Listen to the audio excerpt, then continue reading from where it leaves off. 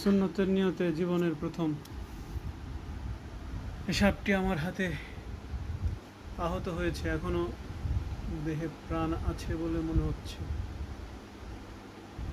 এখন এটাকে পুরোপুরি মারার জন্য কি অপেক্ষা করা লাগবে কিনা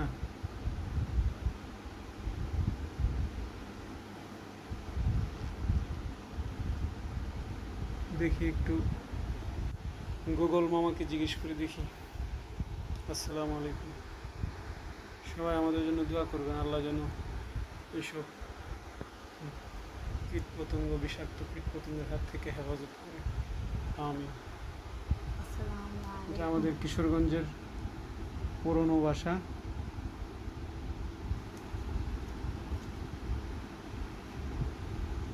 বাসায় প্রায়ই সাপ আসে। এই সাপটি মনে হয় এই নিয়ে দ্বিতীয়বার এসেছে।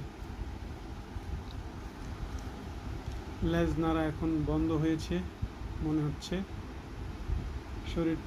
সাপের শরীর থেকে অনেক পানিও বের হয়েছে মনে হয়। এখানে সাপের মাথাটা